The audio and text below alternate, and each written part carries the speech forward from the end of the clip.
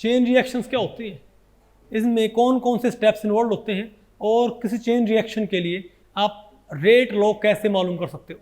नमस्ते, मेरा नाम मनदीप दलाल है और इस लेक्चर में हम इन्हीं प्रश्नों के उत्तर खोजने की कोशिश करेंगे।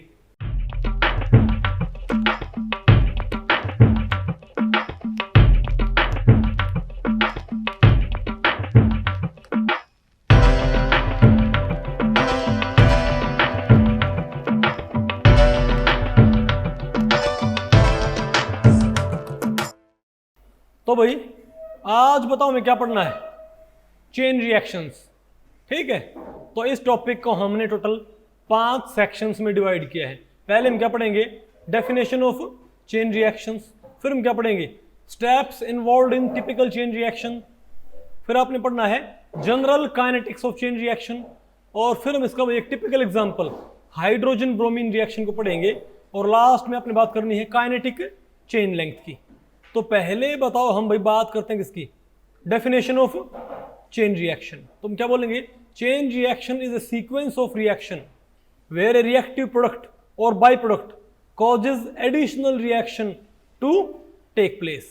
मतलब चेन रिएक्शन एक ऐसी सीक्वेंस ऑफ रिएक्शन होती है जहां पर कोई एक प्रोडक्ट या कोई बाई प्रोडक्ट और ज्यादा रिएक्शन कैरी आउट करवाए। समझ गए बात। और इससे होता क्या है भाई, इससे यील्ड बढ़ जाता है। समझे बात यूजुअली। ठीक है, और मैं आपको बताऊं भाई शुरुआत में नहीं है जो चेन रिएक्शन है इनके बारे में भाई स्टार्टिंग मालूम नहीं था। समझ गए बात।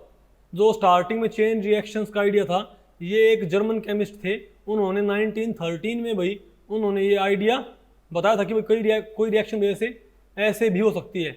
और फिर भाई मैं आपको बताऊं जो फोटोकेमिकल रिएक्शन होती है हाइड्रोजन और क्लोरीन की, किसकी, H2O और Cl2 जो क्या होती है फोटोकेमिकल रिएक्शन, उसमें जितने फोटोन एब्जॉर्ब होते हैं उससे जितना क्या मिलना चाहिए था, प्रोडक्ट। पता होगा ना आपको भाई फोटोकेमिकल रिएक्शंस में क्या होता है, फोटोन्स एब्जॉर्ब होते हैं और क्या मिलता है हमको, प्रोडक्ट। लेकिन जितना प्रोडक्ट हमको मिलना चाहिए था उससे कहीं ज्यादा क्या मिलता है, प्रोडक्ट। तो उस बात को उसके क्वांटम यील्ड को, क्वांटम यील्ड भाई मैं आपको दो तरह का होता है, एक तो होता है फोटोकेमिकल रिएक्शन का क्वांटम यील्ड और एक होता है फोटोफिजिकल प्रोसेस का क्वांटम यील्ड। ठीक है, आपको आगे दोनों पढ़ाए जाएंगे, आगे आपको दोनों पढ़ाए जाएंगे। तो फोटोकेमिकल रिएक्शन जो क्वांटम यील्ड था उन्होंने देखा भाई इतने फोटोन एब्जॉर्ब हुए हैं तो नॉर्मली किसी रिएक्शन में इतना यील्ड मिलता है। समझे बात। तो यहाँ पर इतने फोटोन एब्जॉर्ब हुए तो इतना यील्ड मिलना चाहिए था, लेकिन वो यील्ड भाई 100% से भी क्या जाता है, ज्यादा। तो उसको एक्सप्लेन करने का सिर्फ एक तरीका होता है, क्या भाई, चेन रिएक्शन। ठीक है, तो इस तरीके से भाई किसका आइडिया तो स्टार्ट हुआ, चेन रिएक्शंस का। नहीं बात आपको पहले पड़ी क्या। और इनके जरिए मैं आपको बताऊं भाई बहुत सारी जो क्या होती हैं एक्सप्लोजन रिएक्शंस, क्या होती हैं जो एक्सप्लोजन रिएक्शंस, आपके भाई एमएस के सिलेबस में है ना, मेरी बुक के अंदर भी है, तो उनमें भी आपने क्या पढ़नी पड़ती है, चेन रिएक्शंस। ठीक है, तो चेन रिएक्शंस भाई मालूम पड़ी आपको चेन रिएक्शन क्या होती है कि नहीं मालूम पड़ा आपको भाई। ठीक है, अब हम बात करते हैं स्टेप्स इन्वॉल्व ए टिपिकल चेन रिएक्शन, कि किसी टिपिकल चेन रिएक्शन के अंदर कौन कौन से स्टेप्स इन्वॉल्व होते हैं। सबसे पहला स्टेप होता है चेन इनिशिएशन। क्या, चेन इनिशिएशन। इनिशिएशन में क्या होता है कि यहां पर कोई रिएक्टेंट क्या क्रिएट करता है, कोई एक्टिव पार्टिकल। एक्टिव पार्टिकल हम किसको बोलते हैं, यूजुअली किसी फ्री रेडिकल को। और आपको पता भाई फ्री रेडिकल क्या होते हैं, एक्सट्रीमली रिएक्टिव। ठीक है, तो इसके भाई मैं आपको बताऊं मेनली 3 स्टेप होते हैं, अगर इसको हम बांटे दो। एक तो क्या होता है हमारे पास इनिशिएशन, एक क्या होता है प्रोपगेशन, और एक क्या होता है हमारे पास टर्मिनेशन। इनिशिएशन में क्या होता है, कोई हमारे पास एक्टिव स्पीशीज बनती है, कोई हमारे पास फ्री रेडिकल या कोई एक्टिव पार्टिकल बनता है। फिर वो अगले स्टेप में क्या करता है, बोलो भाई, इसको क्या बोलते हैं, इनिशिएशन स्टेप। अगले स्टेप में क्या होता है कि वो जो एक्टिव पार्टिकल है वो रिएक्ट करता है रिएक्टेंट से और एक नई क्या बोलते हैं मॉडिफाइड एक्टिव स्पीशीज तैयार कर लेता है। फिर वो मॉडिफाइड एक्टिव पार्टिकल किससे रिएक्ट करता है, एक और रिएक्टेंट से। नहीं बात आपको पहले पड़ी। अगर मैं बात करूं पॉलीमराइजेशन की, नहीं बात आपको पहले पड़ी क्या। तो जो एक्टिव पार्टिकल्स हैं वो फिर क्या बोलते हैं रिएक्टेंट्स को किस में कन्वर्ट करने में हेल्प करते हैं, इनटू प्रोडक्ट। और लास्ट में तो क्या होता है, चेन टर्मिनेशन। क्या भाई, लास्ट में होता है टर्मिनेशन स्टेप। उसमें क्या होता है, उसमें जो एक्टिव पार्टिकल्स होते हैं वो आपस में या तो टकरा खत्म हो जाएंगे। मान ले दो हमारे पास क्या है एक्टिव पार्टिकल, दो हमारे पास क्या है रेडिकल पार्टिकल, भाई आर डैश आर डॉट और आर डॉट। बोलो भाई, अब या तो क्या करेंगे, या तो वाल ऑफ द कंटेनर से टकरा के क्या हो जाएंगे भाई, नॉर्मल हो जाएंगे, या वो तो क्या करेंगे वापस में, ये आपस में ही कोलाइड करके और क्या बना ले, आर आर। नहीं बात आपको पहले पड़ी क्या, इसे क्या बोलते हैं, चेन टर्मिनेशन।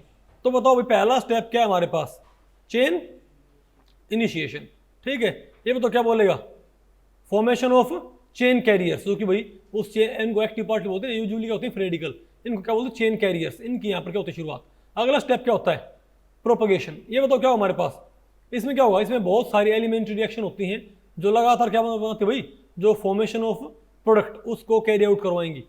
और लास्ट में बताओ क्या होगा भाई, और ध्यान रखियो जो जिस रफ्तार से चेन क्या होगी, प्रोपोगेट होगी, उसी रफ्तार से आपके पास क्या बनेगा, प्रोडक्ट। यानी कि भाई चेन ऑफ प्रोपोगेशन क्या होती है, रेट ऑफ प्रोपोगेशन क्या होती है, ओवरऑल रेट ऑफ फॉर्मेशन की क्या होती है, प्रोपोर्शनल। और लास्ट में बताओ क्या होता है हमारे पास भाई, टर्मिनेशन। इसमें क्या होगा, इस स्टेप के अंदर जो आपके पास क्या है, एक्टिव पार्टिकल्स, वो अपनी एक्टिविटी खो देंगे और चेन रिएक्शन क्या हो जाएगी, स्टॉप। ठीक है बात, ओके। अब भाई हम इसका नहीं, एक बार हम इसकी जनरल काइनेटिक्स हम स्टडी करते हैं, किसकी भाई, चेन रिएक्शन की। तो आप बताओ भाई, आप ये बताओ, मान लिया हमारे पास रिएक्टेंट क्या है, ए, हमारे पास रिएक्टेंट क्या है, ए। तो पहले स्टेप में भाई, तो यहां पर हम 3 स्टेप लिखते हैं, आपने पहले क्या लिखनी, इसकी जनरल काइनेटिक्स। तो होता क्या है कि मान लिया हमारे पास क्या है, ए, तो ए से हमारे पास क्या बन जाएगा, आर। आर यहां पर क्या बताओ भाई, रिएक्टिव स्पीशीज, यानी कि एक्टिव पार्टिकल। नहीं बता आपको पहले पड़ी, ये आमतौर पर क्या होता है, रेडिकल होता है। अब ये जो आर है, ये बताओ फर्दर किससे रिएक्ट कर दो भाई, ए से, और क्या बना, क्या बनाए, बोलो भाई, क्या बनाएगा, प्रोडक्ट। क्या बनाएगा, प्रोडक्ट। और प्लस में क्या बना भाई, बताओ, प्रोडक्ट प्लस में क्या बनाएगा ये, एन, बोलो भाई, आर ए। क्या बनाएगा, एन आर ए। ठीक है, ये लिखा होगा ना यहाँ पर, बोलो भाई, नहीं सॉरी, एन आर, मतलब और ज्यादा क्या बनाएगा भाई, अरे ये भी हो सकता है, लेकिन इसका तरीका क्या होगा भाई, क्योंकि हम बात कर रहे हैं टिपिकल रिएक्शन की।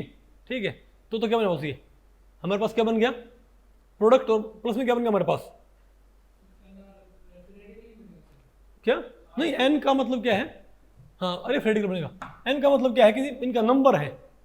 ये हमने भाई अगर मान लिया प्रोपोगेशन कई स्टेप्स में होता है, तब भी हमने प्रोपोगेशन को सिंपली भाई एक सिंगल स्टेप में हमने इसको समराइज कर दिया, इजंट इट। नहीं बात आपको पड़ी। और लास्ट के स्टेप में बताओ क्या होगा, हमारे पास जो ये आर रेडिकल है, ये बताओ क्या हो जाएगा, डिस्ट्रॉय। समझ गए बात, यानी कि भाई जो हमारे पास क्या है, आर रेडिकल, ये बताओ क्या हो जाएगा, डिस्ट्रक्शन, इजंट इट। तो इसके लिए हमने क्या मान लिया, K1, इसके लिए मैंने क्या मान लिया, K2, इसके लिए मैंने क्या मान लिया, K3 मान लिया। तो आप ये बताओ कि यहां पर जो रेट ऑफ, अब आप बताओ यहां पर भाई, आप आर यहां पर क्या है, रेडिकल, एक्टिव पार्टिकल, तो इसकी कंसंट्रेशन, इसके ऊपर अगर आप क्या लगाते हो, स्टेडी स्टेट अप्रोक्सीमेशन, तो इसकी रेट ऑफ फॉर्मेशन और रेट ऑफ कंजम्पशन क्या होनी चाहिए, बराबर। नहीं बात आपको पहले पड़ी क्या, तो इसकी भाई आप क्या निकाल सकते हो, rate of formation and rate of consumption. बताओ रेट ऑफ फॉर्मेशन, इस फॉर्मेशन बताओ वो तो इसकी कहाँ होती है, बोलो भाई, भाई इसके अंदर तो क्या होती है, इसकी फॉर्मेशन होती है, इजंट इट। और इसकी बताओ भाई, और यहाँ भी क्या होती है इसकी फॉर्मेशन, और यहाँ क्या होती है इसकी, तो यहाँ पर क्या इसकी डिस्ट्रक्शन, और यहाँ भी क्या इसकी भाई फॉर्मेशन। तो आपने करना क्या बताओ, बोलो भाई, तो आपने तीनों स्टेप की, पहले तो rate of formation of R बताओ क्या होगी हमारे पास, K1 ए। हमने बताओ सिंपली क्या बोल दिया भाई, K1 ए बोल दिए। बताओ मेरे पास क्या आ गया, रेट ऑफ फॉर्मेशन ऑफ। अब बताओ इसके ऊपर आप भाई जब क्या लगाओगे, rate of destruction, rate of consumption, वो बताओ क्या हमारे पास भाई। एक तो यहाँ पर क्या हो रहा है, ये कंज्यूम हो रहा है, ऐसे हम तो क्या बोलेंगे, तो क्या हमारी K2 और R, बोलो भाई, इजंट इट। और क्या है हमारे पास ये ए। ठीक है, लेकिन यहां पर आप लिखो भाई, यहां पर आप क्या लिखो, तो N-1 R लिखो। क्या लिखो यहां पर भाई, N-1, क्यों, क्योंकि यहां पर मैंने क्या बोले, अगर NR बोले तो यहां पर पक्की बात क्या होगा भाई, यहां पर अगर NR है तो यहां बताओ क्या होगा भाई, N-R, क्योंकि भाई N-1 R, इजंट इट। तो क्या है हमारे पास, नहीं बात आपको पहले पड़ी क्या, अरे बोलो भाई। तो ये बताओ हमारे पास क्या है, रेट ऑफ कंजम्पशन। तो क्या हमारे पास क्या है ये, और इनटू आर डैश, नहीं, अच्छा तो ये एक तो कहाँ फॉर्म होता है, तो K1 ए के स्टेप ए के थ्रू क्या होता है, फॉर्म होता है ये। और बताओ कौन कौन से स्टेप्स में बताओ भाई ये डिस्ट्रॉय होता है, कंज्यूम होता है, रेट ऑफ डिसअपीयरेंस। अब इसकी रेट ऑफ डिसअपीयरेंस बताओ कहाँ है, एक तो कहाँ होती है इसकी भाई, यहां पर होती है ना, एक तुम क्या बोलेंगे K3, एक तुम क्या बोलेंगे भाई K3 R, और ये क्या होगा K2 R और भाई A। यहां पर आपने तो क्या बोलना है, अरे भाई यहां पर जितने पार्टिकल होते हैं यहां पर एक रेडिकल क्या बनता है, ज्यादा बनता है, नहीं मैं तो आपको पहले पढ़ी, तो यहां पर आप क्या बोले बताओ भाई n-1, तो क्या है हमारे पास ये, तो ये तो क्या है हमारे पास रेट ऑफ फॉर्मेशन आ गई, और ये क्या है रेट ऑफ डिस्ट्रक्शन, तो क्या है हमारे पास ये आ गई ना n-1 R और A, और बताओ प्लस में क्या है हमारे पास K3 R, isn't it। अब इनको आप इस साइड फेंक दो। अब आप ये बताओ भाई इसकी नहीं, अगर आपने अब R की वैल्यू निकालनी हो, अगर आपने R की कंसंट्रेशन निकालनी हो, बताओ क्या करो, इसमें से क्या कॉमन निकाल लो, R और R यहाँ से कॉमन निकाल के, और हर चीज को भाई आप दूसरी साइड फेंक सकते हो, isn't it। नहीं बताओ आपको पहले पड़ी क्या, बताओ क्या मिल जाएगा हमको, इन मिल जाएगा। अरे भाई यहां से क्या कॉमन निकाल के, R स्टार कॉमन निकाल के, और बाकी चीज क्या करो भाई इस साइड फेंक दो, आपके उसके जाएगी एक्टिव स्पीशीज की कंसंट्रेशन, क्या जाएगी एक्टिव स्पीशीज की कंसंट्रेशन। और जब आप इसके लिए भाई क्या निकालोगे ओवरऑल, आपको हमने यहाँ पर भाई पूरा रेट लो, मैंने यहाँ पर क्यों नहीं लिखा भाई, पूरा रेट लो मैंने इसलिए लिखा क्योंकि रिएक्शन टू रिएक्शन क्या करेगा, वेरी करेगा, ठीक है। लेकिन बात ये है कि जब भी आप क्या निकालोगे ओवरऑल रेट लो, ओवरऑल रेट लो निकाल के, और उसमें एक्टिव स्पीशीज की कंसंट्रेशन को पुट कर दियो। एक्टिव स्पीशीज की कंसंट्रेशन आपने कहाँ से निकालनी है, यूजिंग स्टेडी स्टेट अप्रोक्सीमेशन। अब आप ये देखो भाई, और देखो भाई, अच्छा तो जो ये K3 है, क्या है K3, मैंने आपको बताया था ना भाई कि ये जो एक्टिव स्पीशीज है इसका डिस्ट्रक्शन दो तरीके से पॉसिबल है, बताओ कैसे, एक तो वॉल ऑफ द कंटेनर से टकरा के, और एक आपस में कोलाइड करके गैस स्टेट में। तो हम बताओ क्या बोलेंगे, वो तो मैंने क्या बोलना पड़ेगा, तो आप इसको भाई K3 को आप किससे रिप्लेस कर सकते हो, KW प्लस Kg से, नहीं आया क्या, तो ये क्या इसकी भाई जनरल क्या है इसकी काइनेटिक्स। अब बताओ हम क्या पढ़ते हैं, हाइड्रोजन ब्रोमीन रिएक्शन। अरे बोलो भैया हम क्या पढ़ते हैं, हाइड्रोजन ब्रोमीन रिएक्शन, ठीक है, कि आप हाइड्रोजन ब्रोमीन रिएक्शन को कैसे रैशनलाइज कर सकते हो। तो आपको भाई जनरल आइडिया है, क्या करते होते हैं भाई, सिंपल बात है, रेट ऑफ फॉर्मेशन लिख के, क्या लिखे, rate of overall rate of formation लिखो भाई, क्या बनती है उसमें क्या होगा, कोई ना कोई एक्टिव पार्टिकल होएगा, उसमें कोई फ्री रेडिकल या एक्टिव पार्टिकल की कंसंट्रेशन होगी। वो एक्टिव पार्टिकल की कंसंट्रेशन आपने कैसे निकाल लेनी है, यूजिंग स्टेडी स्टेट अप्रोक्सीमेशन, और पुट कर दो। आसान है कि मुश्किल है, तो भाई मैं इसको लिख नहीं रहा, एग्जाम्पल है तो मैं इसको भाई इसी में बता दूं आपको। अरे बोलो, तो आप एक रिएक्शन सोचो भाई, हमारे पास क्या है H2Br2 से क्या बनता है, H2Br2 से हमारे पास क्या बनता है बताओ भाई 2HBr, isn't it।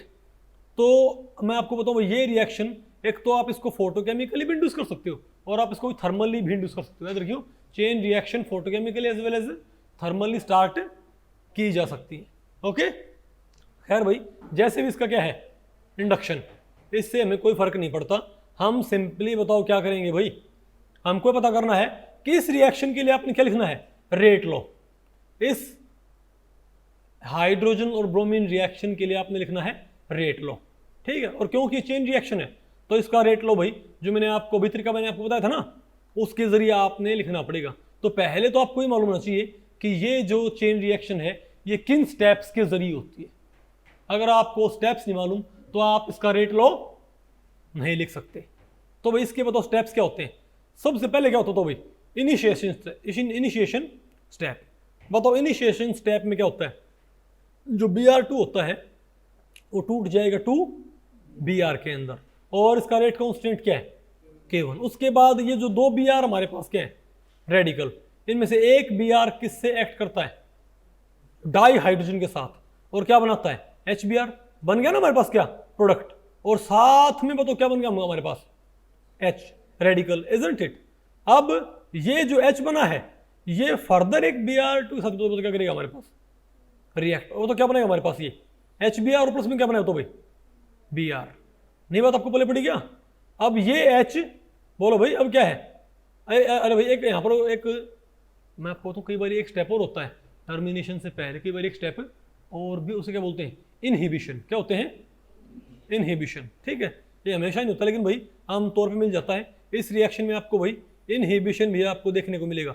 ये बताओ क्या करेगा कि हमारे पास इनहिबिशन मतलब क्या होता है कि जो रिएक्टेंट हो क्या बना रहे हैं, अगर किसी अगर प्रोपोगेशन स्टेप में रिएक्टेंट क्या बना रहे हैं प्रोडक्ट, तो अगर प्रोडक्ट वापस क्या बन जाए एक्टिव पार्टिकल से रिएक्ट करके क्या बना वापस, अगर प्रोडक्ट एक्टिव पार्टिकल से रिएक्ट करके वापस क्या बना ले रिएक्टेंट, उसको हम क्या बोलते हैं इनहिबिशन।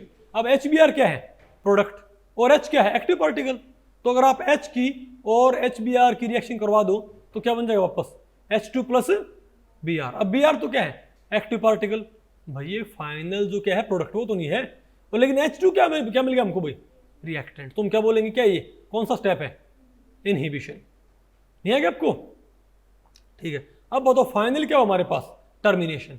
अब बताओ क्या हो भाई दो Br क्या करेंगे आपस में रिएक्ट करके, बताओ क्या बना लेंगे? अरे भाई दो Br रिएक्ट करके बताओ किसकी फॉर्मेशन कर लेते हैं हमारे पास, किसकी भाई Br2 की। तो ये बताओ क्या है टर्मिनेशन। तो आपको स्टेप्स आपको मालूम पड़ गया भाई, तो ये रिएक्शन इन स्टेप्स में होती है, इन स्टेप्स में ये रिएक्शन होगी। तो आपने इसके लिए क्या लिखना है रेट लो, आपने इसके लिए भाई रेट लो लिख के दिखाना है। तो आप इसके लिए रेट लो कैसे लिखोगे बताओ भाई? यहां पर हमारे पास फाइनल जो क्या है प्रोडक्ट, देखो अभी तक आप जो रिएक्शंस पढ़ते थे उसमें rate of formation of product वो एक सिंगल रिएक्शन से आ जाया करती ना। अभी तक आप जो भाई केमिकल रिएक्शन अपनी पढ़ी है उनमें rate of formation of product एक सिंगल रिएक्शन से आ जाया करती ना। अब की बार ऐसा नहीं होएगा, आप एक सिंगल रिएक्शन से rate of formation of product नहीं लिख सकते भाई, क्योंकि जो क्या है प्रोडक्ट वो एक सिंगल रिएक्शन में बनता ही नहीं, वो क्या बनता है कई सारी रिएक्शन में, और बनता नहीं कई सारी रिएक्शन में होता है कंज्यूम भी होता है। मान लिया एक रिएक्शन में क्या होता है प्रोडक्ट बनता है, दूसरे में बनता है, और तीसरी में क्या होता है प्रोडक्ट कंज्यूम होता है। मान लिया ड्यूरिंग प्रोपोगेशन हमारे पास जो क्या है प्रोडक्ट वो बनता है, दो रिएक्शन बनता है और एक रिएक्शन में कंज्यूम होता है। तो आप क्या करोगे दो रिएक्शंस की रेट तो जोड़ दो और एक रिएक्शन रेट क्या करो उसमें से घटा दो। अगर मैं जिन दो रिएक्शंस में हमारे पास HBr बनता हो, जिन दो रिएक्शन में हमारे पास जो क्या बनता है प्रोडक्ट, जिन दो रिएक्शन में प्रोडक्ट बनता है उनकी रेट जोड़ दो और जिस रिएक्शन में प्रोडक्ट कंज्यूम होता है उसकी रेट घटा दो, तो आपके पास क्या जाएगी नेट रेट ऑफ फॉर्मेशन। क्या भाई नेट रेट ऑफ फॉर्मेशन कैसे आएगी बताओ? नेट रेट ऑफ फॉर्मेशन कैसे आएगी कि अगर मैं फॉर्मेशन की रेट में से कंजम्पशन की रेट घटा दूं तो मेरे पास अपने आप क्या बच जाएगी net rate of formation, isn't it? तो आप ये बताओ भाई, तो बताओ कहां बनता है हमारे पास HBr। तो आपने overall rate of formation of product, आपने overall rate of formation of product आपने लिखनी है।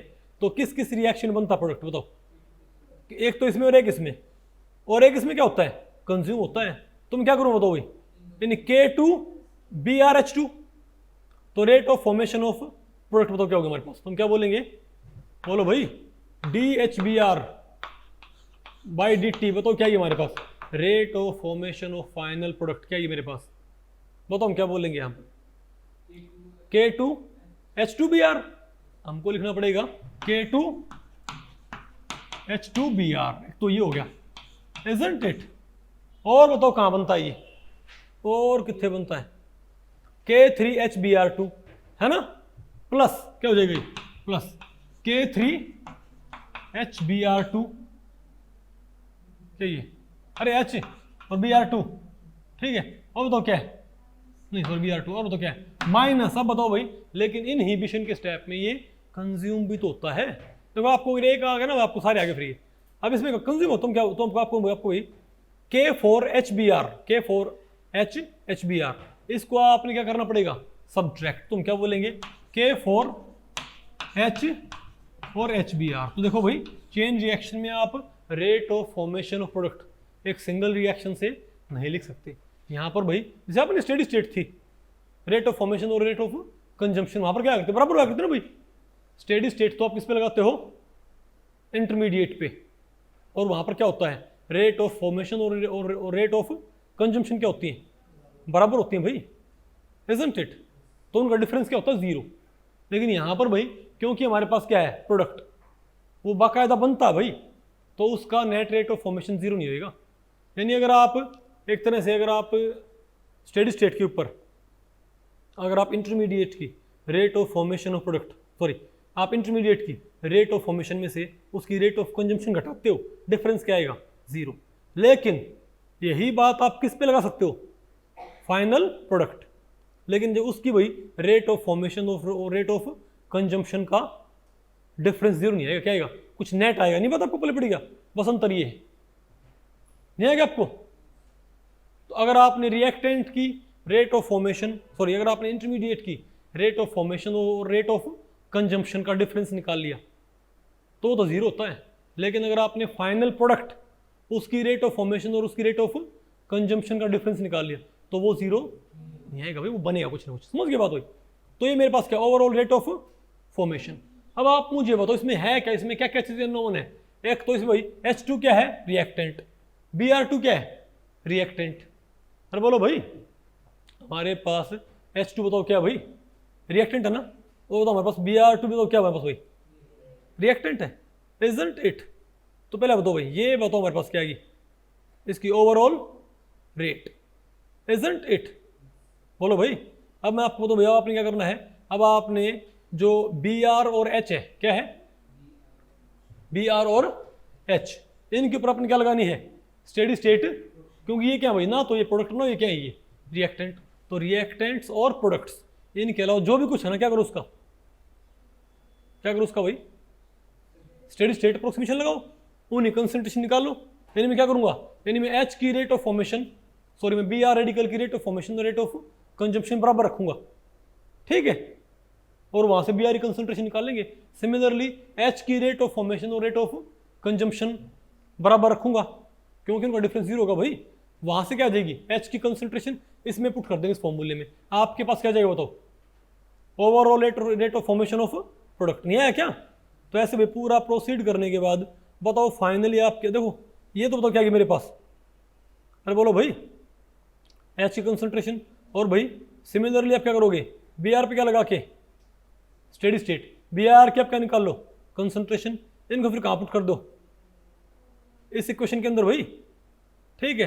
तो बताओ फाइनली आपके पास क्या आएगा, ये बताओ, तो बताओ भाई, बताओ हमारे पास फाइनली क्या आएगा, rate of formation of product, ये आएगी आपके पास यहाँ पर भाई। जैसे आप स्टेडी स्टेट नहीं लगाया करते, बिल्कुल वैसे अप्लाई करना है, कुछ नहीं करना। H के ऊपर क्या लगा लियो, स्टेडी स्टेट, Br पे क्या लगा लियो, स्टेडी स्टेट, कंसंट्रेशन निकाल के यहाँ पुट कर दियो, कुछ रीअरेंज, कुछ क्या करना फिर रीअरेंजमेंट, आपको फाइनली क्या मिल जाएगा, रेट आ गई ना हमारे पास, रेट लो, नहीं आया क्या। अब आप बताओ भाई, अब ये बताओ क्या होगा, नहीं आप बताओ, अगर आपको इनिशियल रेट निकालनी हो, अगर आपको बताओ क्या निकालनी हो, इनिशियल रेट, तो शुरुआत में HBr की कंसंट्रेशन क्या होती है, जीरो, बिल्कुल शुरू में। तो आप HBr यहाँ क्या पुट कर दो, आप यहाँ पर HBr क्या जीरो पुट कर दो, तो जीरो बाई एनीथिंग क्या हो जाएगा, जीरो हो जाएगा, तो ये 1 हो जाएगा ना नीचे भैया अप्रोक्सीमेट। तो क्या आ जाएगा मेरे पास, सिंपली ये नहीं बचेगा मेरे पास। तो ये बताओ मेरे पास क्या जाएगी, इनिशियल रेट, नहीं आया क्या। तो ऐसे लिख दो इसको भाई कि DHBr बाई dt, आसान है मुश्किल है भाई। देखो मैंने इसको पूरा सोल्व नहीं किया, लेकिन भाई इसका डेरिवेशन बिल्कुल सिंपल है। मैंने भाई इवन MSc की बुक से मैंने कई सारे डेरिवेशन डाल रखे हैं, कई सारे एग्जाम्पल, इजंट इट। अगर आपको एक आता है, आपको सारे आते हैं। लेकिन मैं आपको बताऊं, हमको ओजोन का जो क्या होता है, डिकम्पोजिशन ओजोन का, उसके ऊपर नेट में क्वेश्चन आ रखे हैं भाई, तो वो हम पूरा यहाँ पर सॉल्व करेंगे, ठीक है। वैसे ही टाइम कंज्यूमिंग है, आगे नहीं आपको ये, तो चेन रिएक्शन आपको टैकल करनी आगे भाई, वही रूल आपने लगाना है, ठीक है। अब बताओ आप, एक होती चेन लेंथ, अब आपने क्या पढ़ना है, क्योंकि चेन लेंथ क्या होती है, बात है नहीं भाई। अब आपने बात करनी है कि व्हाट इज चेन लेंथ। भाई चेन लेंथ ये होती है, अगर मैं तुम्हारी बात बोलूं भाई, कि rate of propagation bye rate of initiation. क्या? रेट ऑफ प्रोपगेशन बाय किसी चेन रिएक्शन में जो ओवरऑल रेट ऑफ फॉर्मेशन होती है। चेन लेंथ याद रखियो, ये अलग होती है काइनेटिक चेन लेंथ से। क्या? चेन लेंथ का ही एक वेरिएंट क्या होता है? काइनेटिक चेन लेंथ, जो कि आप कहां पढ़ोगे? पॉलीमर केमिस्ट्री के अंदर। कहां पर?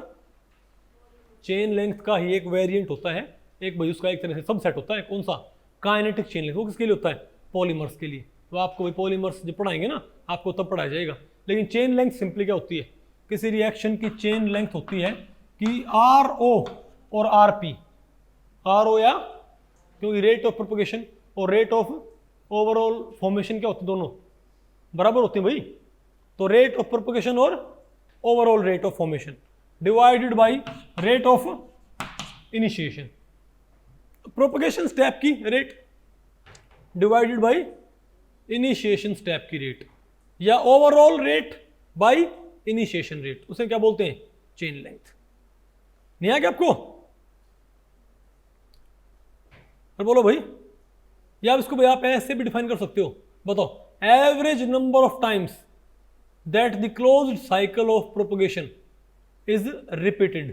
क्या भाई? और बोलो भाई, average number of times that the closed cycle of chain propagation step is repeated. कि भाई एवरेज जो चेन प्रोपगेशन स्टेप है वो कितनी बारी रिपीट होता है ऑन एवरेज।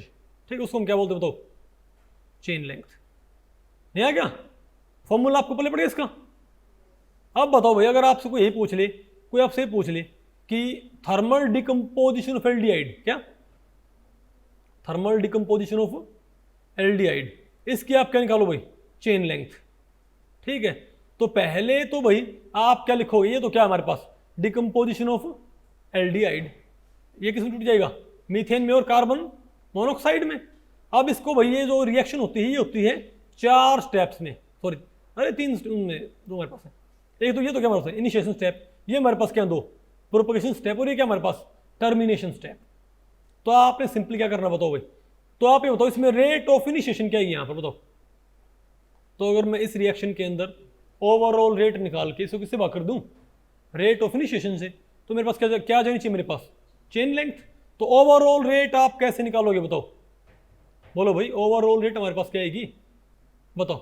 तो ओवरऑल रेट निकाल के और इनिशिएशन स्टेप की रेट क्या होगी? K1CH3CHO। तो अगर आप इसको चेन रिएक्शन से अप्लाई करोगे तो इसकी ओवरऑल रेट क्या आएगी भाई? Rate of formation of methane क्या आएगी हमारे पास? ये क्या आएगी मेरे पास? Overall rate of formation. तो भाई बताओ क्या करना आपने? साइलेंस। तो भाई बताओ, तो ये मेरे पास क्या? Overall rate. और भाई ये बताओ मेरे पास क्या ही है? Rate of initiation step. तो यहाँ पे काम करो, सिंपली इस ओवरऑल रेट को किससे भाग कर दो? रेट ऑफ इनिशिएशन से। बताओ मेरे पास क्या आ गई? Chain length. इसको काइनेटिक, इसको क्या बोलो? सिंपली चेन लेंथ बोल लो। आ गई नहीं आपको? ये आसान है कि मुश्किल भाई? तो कोई आपसे कभी चेन लेंथ पूछ ले तो आपने क्या बोलना है? Overall rate by rate of initiation. ठीक है, अब बताओ भाई मैं क्या पढ़ना है?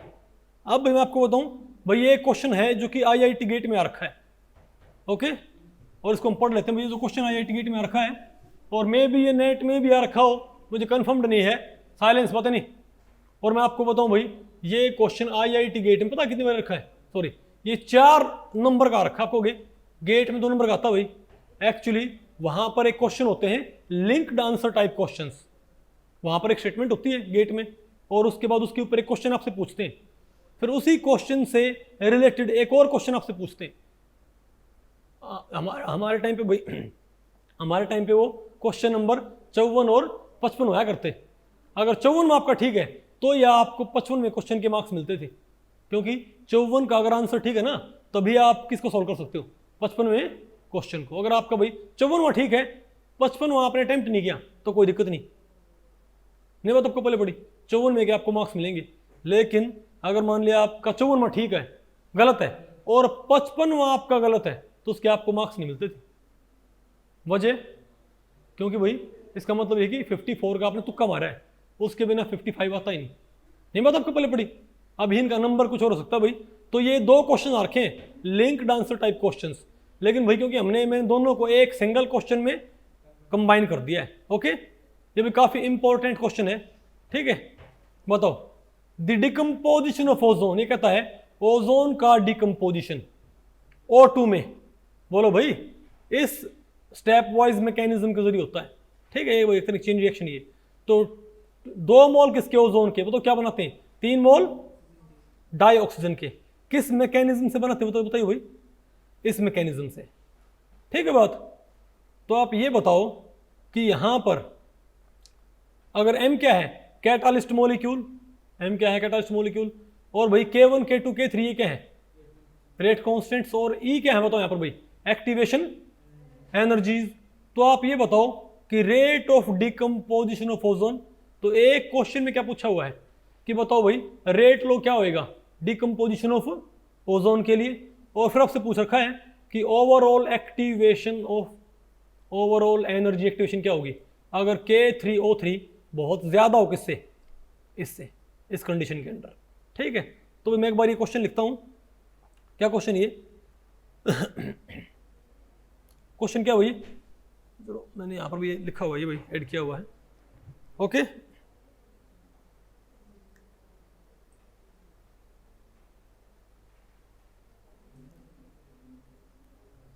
हाँ ये बताओ, ये क्वेश्चन आपको आएगा नहीं आया, कहां से आएगा। ये कहता भाई कि ओजोन क्या होती है, डिकम्पोज, ठीक है। और कैसे होता है, क्या कहता है 2 मोल ओजोन टूट के क्या बनाती है, 3 मोल डाइऑक्सीजन। और ये कहते हैं किस मैकेनिज्म के थ्रू होता है, ये कहता है कैटालिटिक मॉलिक्यूल प्लस O3 क्या बनाता है, पहले ये K1 के जरिए क्या बनाता है, ये O2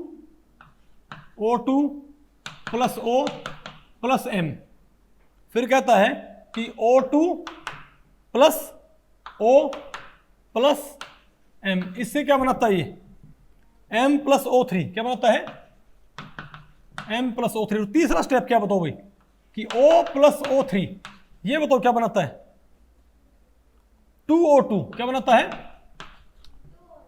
ये है K2 ये है K3, M प्लस O3 क्या बनाया मैंने, O2OM, ठीक है। O2OM क्या बनाया है, MO3, OO3 क्या बनाया है, 2O2। बात आपको पहले पड़ेगी कि नहीं आपको। तो आपने क्या करना भाई, आपने इस रिएक्शन के लिए ये बताना कि ओवरऑल रेट क्या होएगा, रेट लो क्या होगा ओवरऑल, ठीक है। और साथ में इसकी एक्टिवेशन एनर्जी क्या होगी, ठीक है। अगर ये गेट में 4 नंबर का रखा है क्वेश्चन, तो नेट में क्या होगा 8 नंबर का होगा एक तरह से, नहीं बात आपको पहले पड़ गया। तो बताओ इसको आप कैसे सोल्व करोगे, आपने निकाली रेट, और आपसे पूछा क्या बताओ भाई, आपसे पूछा है कि DO3 बाई DT, ये बताओ भाई कि rate of decomposition of ozone क्या होगी। तो आप एक काम करो भाई, आप ओजोन के डिकम्पोजिशन को किसके कोरिलेशन पढ़ो, rate of formation of dioxygen. क्यों भाई, आप ये बताओ, पहले बताओ इन दोनों रिएक्शंस में अगर मैं इनकी रेट कंपेयर करना चाहूं तो क्या होगा बताओ, आप ये बताओ rate of decomposition of ozone क्या होगा हमारे पास, हम क्या बोलेंगे DO3 बाई DT। ये तो क्या है, rate of decomposition of ozone, isn't it, और rate of formation of product. ये बताओ हमारे पास क्या बताओ भाई, अरे बोलो भाई DO2 बाई DT। तो ये तो क्या है, rate of formation of dioxygen, और ये क्या है, rate of decomposition of ozone. तो क्या मैं इनको इक्वल रख सकता हूं,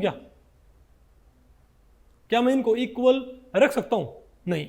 क्यों भाई, क्योंकि भाई हाँ आप इनको इक्वल रख सकते हो अगर आप किससे भाग कर दो इनको, कोफिशिएंट से, O3 को 2 से और इसको भाई 3 से। पता होगा ना आपको, मैंने आपको पढ़ाया था भाई, क्योंकि इसके घटने की रेट और इसके बढ़ने की रेट बराबर नहीं है, इनको बराबर करने के लिए क्या करना पड़ता, मैंने आपको शुरुआत में पढ़ाया था, आपको इनके कोफिशिएंट से भाग करना पड़ेगा, ठीक है ना। आ गया भाई, अब तो ठीक है ये। तो बताओ लेकिन आपने निकालना क्या है, आपने rate of formation of O2 निकालनी है कि rate of decomposition of O3 निकालनी है, ये निकालनी ना। तो आप इस 2 को साइड फेंक दो, तो बताओ मेरे पास माइनस DO3 बाई DT, बताओ मेरे पास क्या आ गया 2/3 DO2 बाई DT। तो मुझे क्या मालूम पड़ गया, अगर किसी तरीके से मैं रेट ऑफ फॉर्मेशन ऑफ, तुम क्या बोलेंगे 2/3, यानी अगर मैं क्या करूं भाई, अगर मैं rate of formation of O2 निकाल के DO2 बाई DT निकाल के उसको 2/3 से मल्टीप्लाई कर दूं, तो मेरे पास अपने आप क्या आ जाएगी कुछ बात आपको पहले पड़ी भाई, क्योंकि यहाँ पर भाई ओजोन का डेप्लेशन आपने निकालना है, ओजोन का डिप्लेशन भाई, कि ओजोन किस रेट से डिप्लीट होती है यहाँ पर। तो आप भाई ओजोन का डिप्लीशन की रेट ना निकालो, आप क्या निकालो, O2 के फॉर्मेशन की रेट, और O2 के फॉर्मेशन की रेट निकाल के, क्योंकि ये निकालना आसान रहेगा, उसको फिर आप 2/3 से क्या करो, मल्टीप्लाई कर दो, जो नंबर आएगा वो आपके पास क्या आएगा बताओ, बोलो भाई, rate of depletion of ozone. Very good, ठीक है। तो इस बेसिस पे यानी हमारा काम जो था वो किस में कन्वर्ट हो गया है, हमारा जो काम क्या था कि आपने ओजोन की डिप्लीशन की रेट निकालनी थी, वो हमारा काम किस में कन्वर्ट हो गया, O2 के फॉर्मेशन की रेट निकालने में, इजंट इट। और O2 यहाँ पर क्या भाई, प्रोडक्ट, इसको स्टडी करने क्या हमारे लिए इजी है। तो बताओ भाई O2 के बनने की रेट क्या है मेरे पास, O2 के बनने की रेट। अब देखो O2 भाई कई स्टेप में बनता है, एक तो O2 यहाँ बनता है, एक O2 यहाँ बनता है, और O2 कंज्यूम क्या कहाँ होता है, यहाँ भी O2 कंज्यूम। भाई दो स्टेप, दो रिएक्शन में O2 क्या होता बनता है, और एक रिएक्शन क्या होता है O2, दो रिएक्शन में O2 क्या होता बनता है, बताओ। अरे भाई क्या इस रिएक्शन में O2 क्या होता है, बनता है ना, यहां भी क्या होता है O2, सॉरी यहां भी O2 बनता है, कहां कंज्यूम होता है, ये सेकंड में क्या होता है, कंज्यूम होता है। तो आपने क्या करना पड़ेगा, बनने की रेट जोड़ो और घटाने की रेट। तो ये बताओ, आप मुझे ये बताओ भाई कि DO2/dt क्या आएगा मेरे पास, O2 के बनने की रेट, O2 के बनने की टोटल रेट माइनस O2 के बनने की, सॉरी O2 के खत्म होने की रेट। O2 के बनने की रेट कौन सी है, पहले स्टेप में O2 बनती है, पहले बनती है, तो आप बताओ पहले स्टेप की रेट क्या होगी, K3MO3, K1MO3। वेरी गुड, तुम क्या बोलेंगे कि K1MO3, ठीक है ना बात ये, वेरी गुड। और बताओ और कहां बनता है ये, और कहां बनता है, बोलो भाई, एक यहां बनता है ना। तो बताओ भाई, तो DO2, बोलो भाई, तो DO2/dt क्या है, ध्यान रखियो, जब भी आप कोई रेट इक्वल पुट करते हो तो आपने किससे भाग करना पड़ेगा, तो वास्तव में जो रेट आएगी, तो आप यहां पर जो DO2 आप बोलोगे K3OO3, आप क्या बोलोगे कि DO2 क्या है, DO2/dt क्या है, K3 और यहां से देख लो आप OO3 आ गया ना भाई।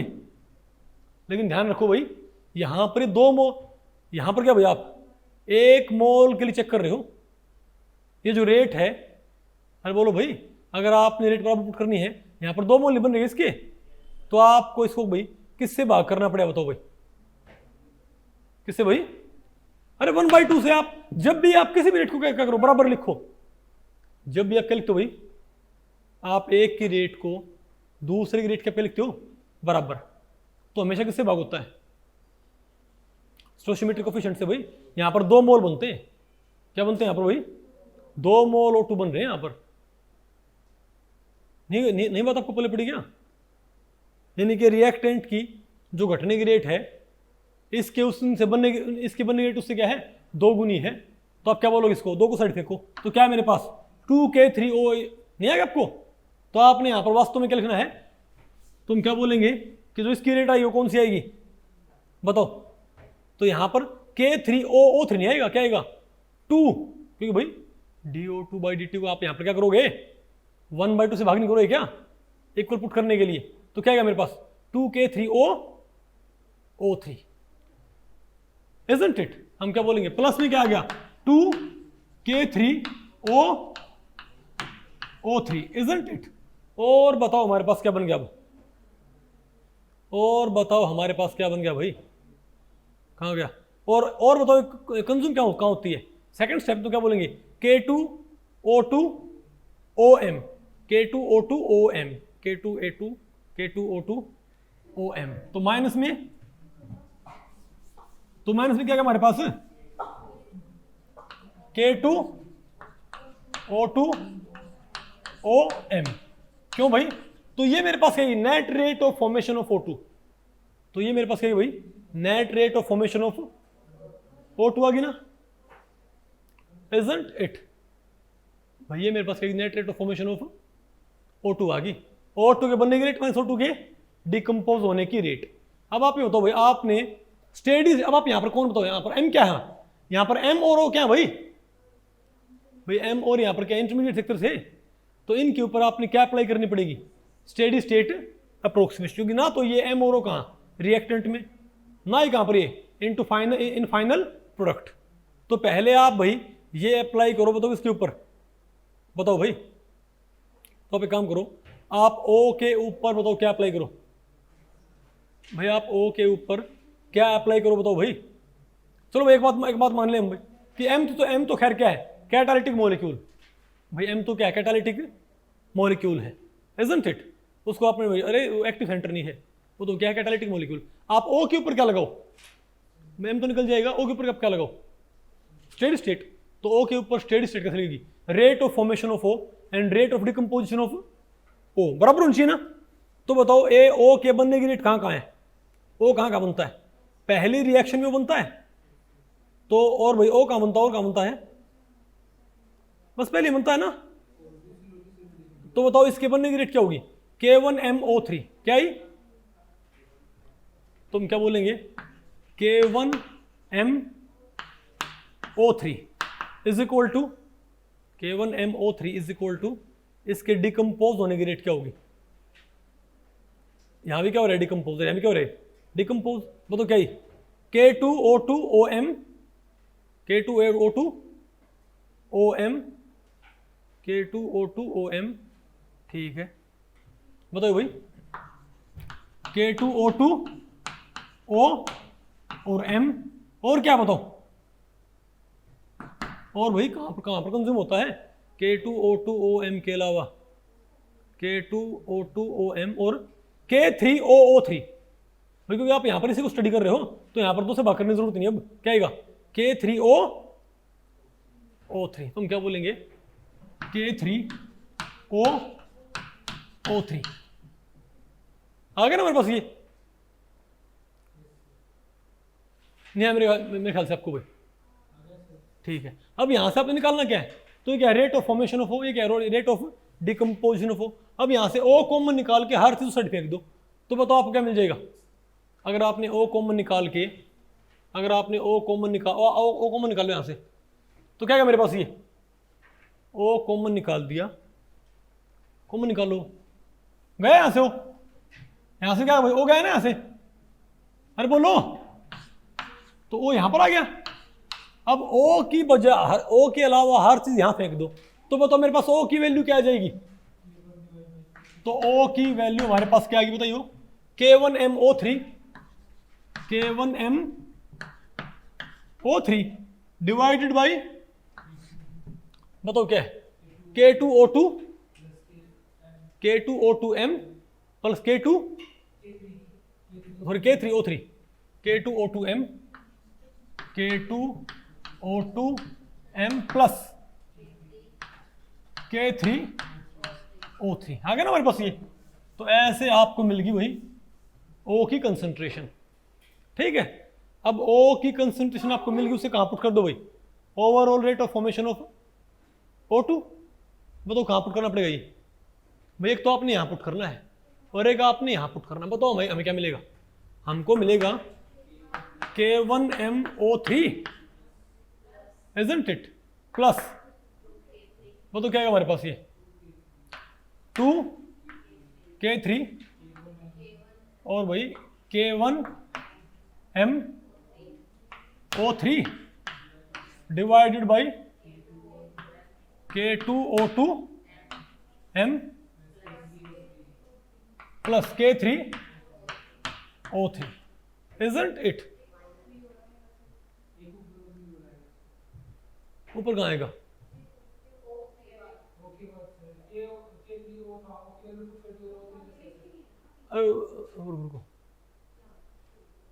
अब 2K3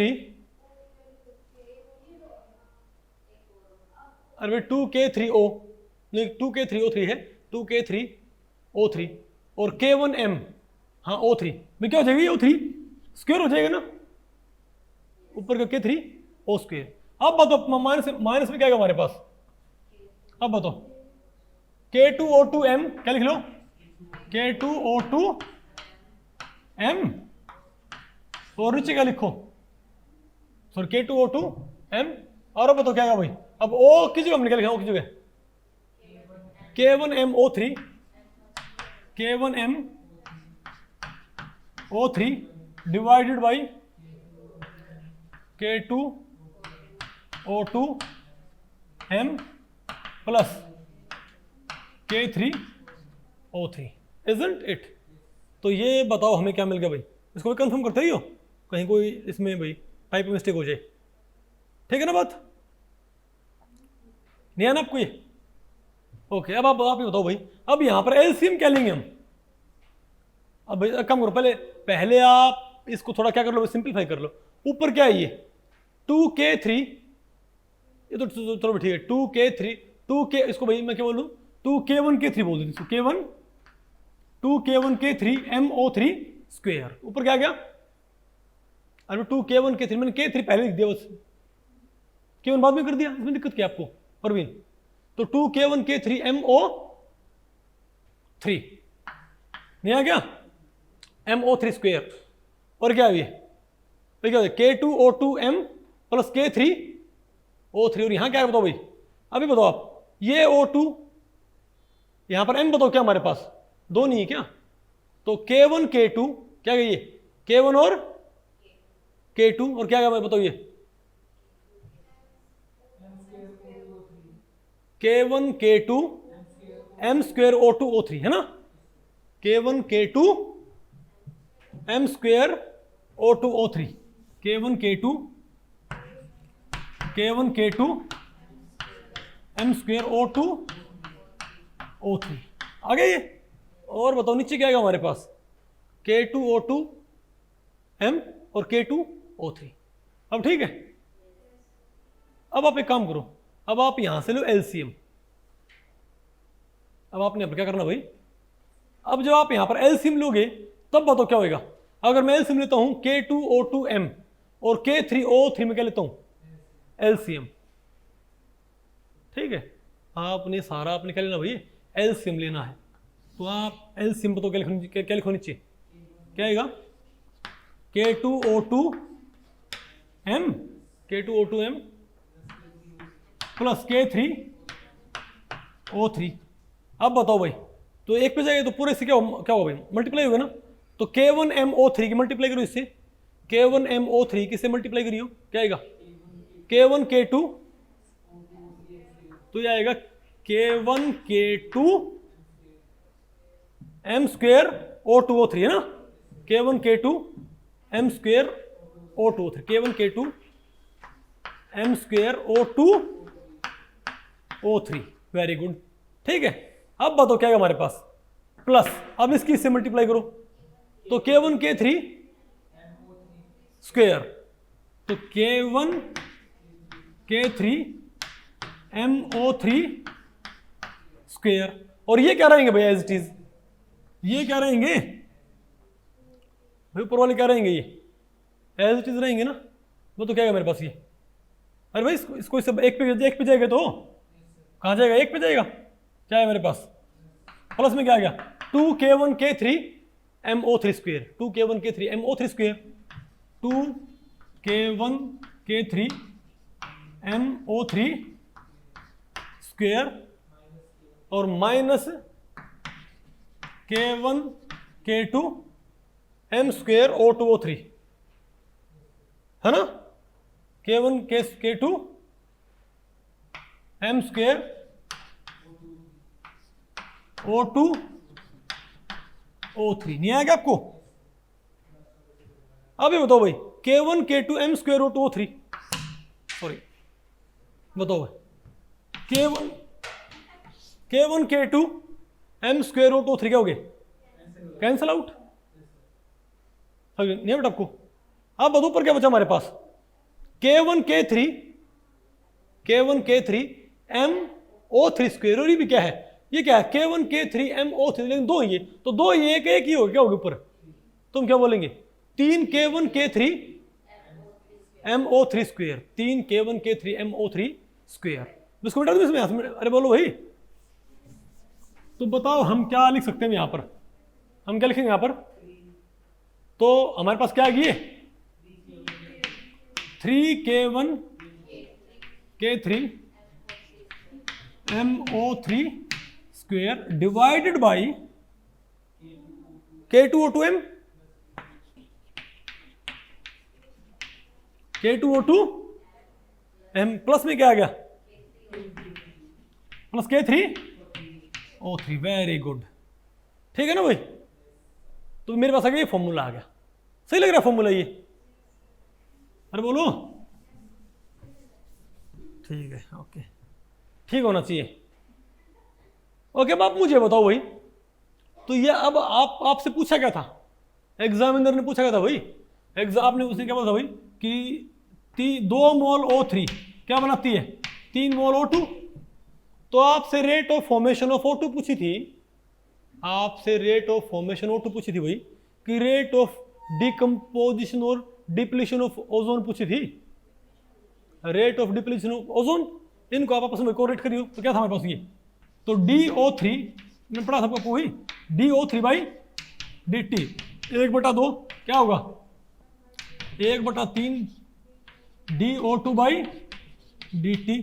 तो DO3/DT माइनस का क्या होगा, इस 2 को आपने